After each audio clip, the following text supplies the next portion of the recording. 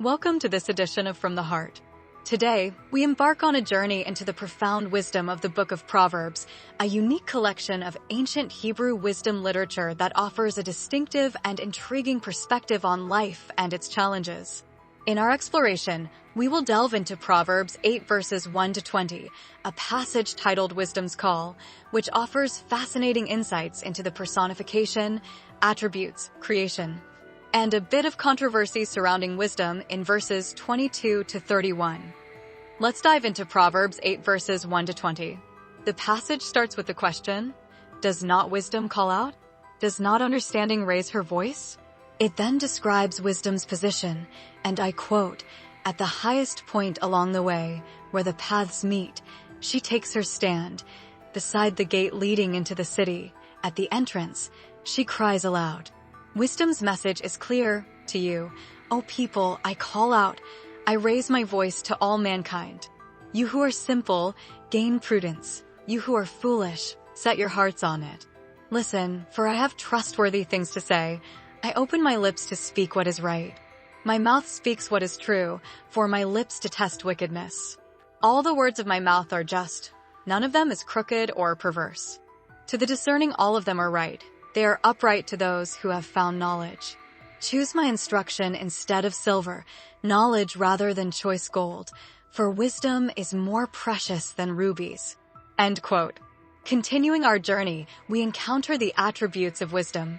And I quote, I, wisdom, dwell together with prudence. I possess knowledge and discretion. To fear the Lord is to hate evil. I hate pride and arrogance, evil behavior and perverse speech. Counsel and sound judgment are mine. I have insight, I have power.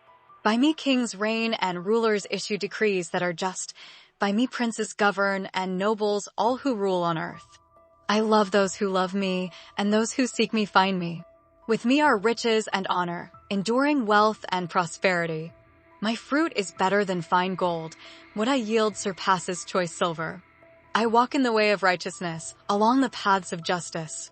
Enduring wealth and prosperity. My fruit is better than fine gold. What I yield surpasses choice silver. I walk in the way of righteousness, along the paths of justice. End quote. Let us start with the personification of wisdom. In this passage, wisdom is characterized as a female figure. She calls out to all people, raising her voice from various places of human interaction and discourse. She stands ready in all facets of human life, demanding attention and offering guidance. Wisdom is portrayed as being actively engaged in human affairs. The attributes of wisdom are: number 1, knowledge.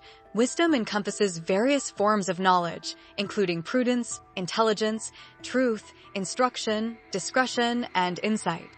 Number 2 is guidance. Wisdom walks in the way of righteousness and along the paths of justice, leading human affairs toward a just society. Number 3 is value. Wisdom is more valuable than material wealth, bestowing riches on those who love her. Proverbs 8 verses 22 to 31 speaks to creation and delight concerning wisdom. The latter portion of the text, verses 22 to 31, describes wisdom's role in creation. It states, the Lord brought me forth as the first of his works, before his deeds of old. I was formed long ages ago, at the very beginning, when the world came to be. When there were no watery depths, I was given birth, when there were no springs overflowing with water, before the mountains were settled in place, before the hills, I was given birth, before he made the world or its fields or any of the dust of the earth. I was there when he set the heavens in place, when he marked out the horizon on the face of the deep, when he established the clouds above and fixed securely the fountains of the deep, when he gave the sea its boundary so the waters would not overstep his command, and when he marked out the foundations of the earth, then I was constantly at his side. I was filled with delight day after day, rejoicing always in his presence, rejoicing in his whole world, and delighting in mankind. From these passages, we know that wisdom was created at the beginning of God's work, an essential part of divine activity. We know that God delights in wisdom, and this delight drives the creative process. Wisdom's ordering power infuses the entire created order. The portrayal of wisdom as Lady Wisdom or Woman Wisdom sparks debate. Is wisdom God's labor, an attribute of God, or God's partner in creation? The website, The Bible Project, contends that Lady Wisdom is a literary personification of God's own wisdom. They make the case, in part, that, and I quote, wisdom emanating from God to bring order to the cosmos, like God's spirit. Wisdom is the very relationship between God and his creation, end quote. This interpretation sees wisdom as a divine attribute, a part of God's essence. The organization, Christians for Biblical Equality, CBE, submits a different perspective, and I quote, the association of divine wisdom with the feminine is not accidental, end quote. CBC goes into detail about the roles of a female in an Israelite home as a homemaker, also as a counselor or wise woman, and that of a lover. This interpretation sees wisdom as a feminine figure, a metaphor for the ideal woman. Ultimately, CBE concludes that she, wisdom, is portrayed as a bridge between humanity and a transcendent God, between things secular and things divine. One finds God by finding wisdom because wisdom ultimately comes from and belongs to God. Personally, I believe wisdom is a powerful reflection of God's love for us and a gift from God and of God. The value of wisdom in our lives exceeds material wealth. So, seek wisdom.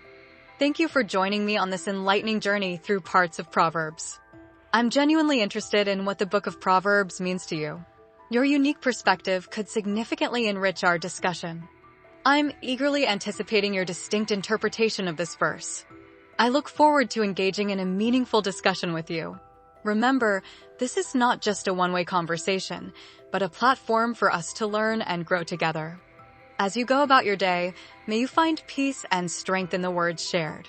Go in peace, and may the armor of God always be with you. This message is from the heart. Also, I invite you to consider liking and subscribing to this channel. Doing so will help grow our community.